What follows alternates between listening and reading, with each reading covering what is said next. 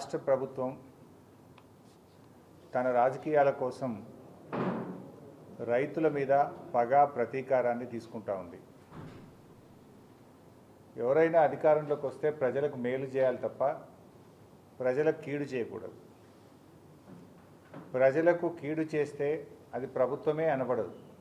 కట్టిన ఇల్లు పెట్టిన పొయ్యి లెక్క కాళేశ్వరం ప్రాజెక్టు ఉంటే ఈ రాష్ట్ర ప్రభుత్వం నీళ్లను సముద్రంలోకి వదులుతూ ప్రాజెక్టులను పడావు పెడతా ఉంది. బట్ కడెం ప్రాజెక్టు గేట్లు ఎత్తి ఇప్పటికే 150,000 క్యూసెక్కులు వదిలినారు.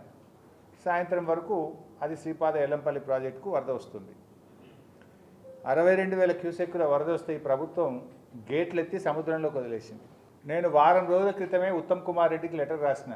అన్నపూర్ణ, రంగనాయక సాగరు, మల్లన్న సాగరు, కొండపోచమ్మ సాగరు, అదేవిధంగా బస్వాపూరు రిజర్వాయర్లన్నీ ఖాళీగా ఉన్నాయి, చెరువులన్నీ ఖాళీగా ఉన్నాయి. ఈ ఉత్తమ్ కుమార్ రెడ్డికి రేవంత్ రెడ్డికి నీళ్ల విలువ తెలియదు. ఇలా కృష్ణానదిలో నీళ్లు సముద్రం పాలవుతున్నాయి, గోదావరిలో నీళ్లు సముద్రం పాలవుతున్నాయి.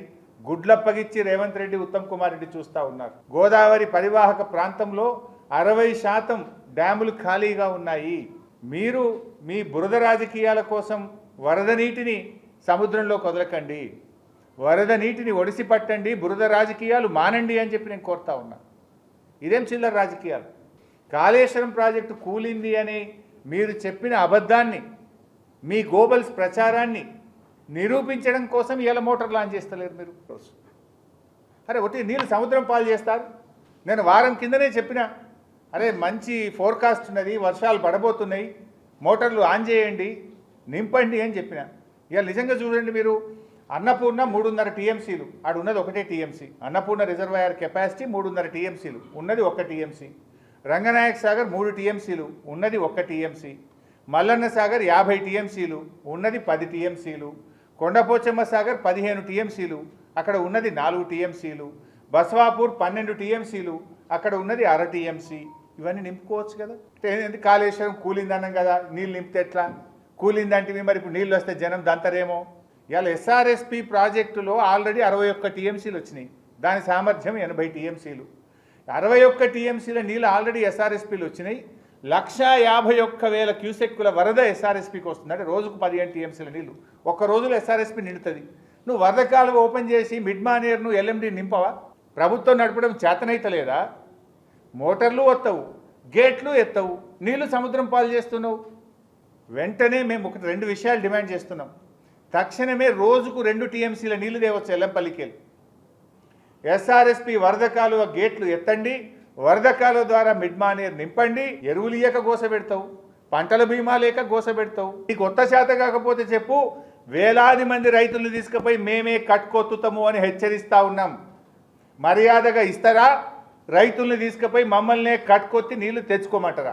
10 ఏళ్లలో ఏ రైతు ఎరువు బస్తా కోసం అరుగుల మీద పండుకోలేదు, పొద్దున 3 గంటలకు లైన్లు కట్టలేదు, చెప్పులు ఎప్పుడు కూడా లైన్లో పెట్టలేదు.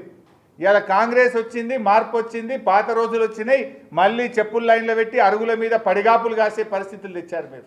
కాళేశ్వరం కూలిందనే ఒక బురద రాజకీయాల కోసం వరద నీటిని సముద్రం పాలు చేస్తారా? ఇట్లా రోజుకు 2 సార్లు ఆన్ అండ్ ఆఫ్ చేస్తే మోటార్ల బేరింగులు దెబ్బతింటాయి, మోటార్లు పనికి రాకుండా అవుతాయి. ఇంజనీరింగ్ నిపుణులను అడగండి. ఇట్లా మీరు మోటార్లు ఆన్ అండ్ ఆఫ్ చేస్తే ఇవి కాలిపోతాయి బిడ్డ అని మిమ్మల్ని హెచ్చరించింది. ఊకి ఆన్ అండ్ ఆఫ్ చేసి మోటార్ల బేరింగులు దెబ్బతిని మోటార్లు పనికి రాకుండా అయితే మళ్ళీ బదనాం ఎత్తేయాలని ఒక కుట్ర చేస్తూ ఉన్నారు మీరు. ఒకవేళ ప్రభుత్వం ఆన్ చేయకపోతే మాత్రం బీఆర్ఎస్ పార్టీ వేలాది లక్షలాది రైతులను తీసుకొని కదులుతాం, మోటార్లు ఆన్ చేస్తాం, మా రిజర్వాయర్లు మా చెరువులు నింపుకుంటాం, యాసంగి పంట పండించుకుంటాం. ఉత్తమ్ కుమార్ రెడ్డి గారిని, రేవంత్ రెడ్డి గారిని మీ మధ్య ఏమైనా విభేదాలు ఉన్నాయా? మీకు పంచాయతీలు ఉంటే మీరు చూసుకోండి. మాజీ నీటిపారుదల శాఖ మంత్రిగా అవగాహనతో మాట్లాడుతున్నా. ఎక్కడ చూసినా అట్లే. దేవాదులు కూడా అంతే చేసిండ్రు వరంగల్ జిల్లాలో. అరే మంత్రులు పోయినరు, ఫేజ్ 3 ఇనాగ్రేషన్ చేసిండ్రు. ఎప్పుడు పోయిన యాసంగి పంటలో మంత్రులంతా 5 మంత్రులు పోయినరు. దేవాదుల ఫేజ్ 3 ఇనాగ్రేషన్ అన్నారు. ఇప్పటిదాకా దేవాదుల ఫేజ్ 3 మోటార్లు నడుస్తలేవు. ఎందుకు? ఇప్పుడు ఆడ గన్ని నీళ్లు పోతున్నాయి, సముద్రం పాలవుతున్నాయి. దేవాదుల మోటార్లు ఎందుకు ఆన్ చేస్తలేరు? దేవాదుల మోటార్లు ఆన్ చేయక వరంగల్ జిల్లాకు నష్టం. ఏఎంఆర్పి ఎస్ఎల్బీసీ ప్రాజెక్టు మోటార్లు ఆన్ చేయక నల్గొండ జిల్లాకు నష్టం.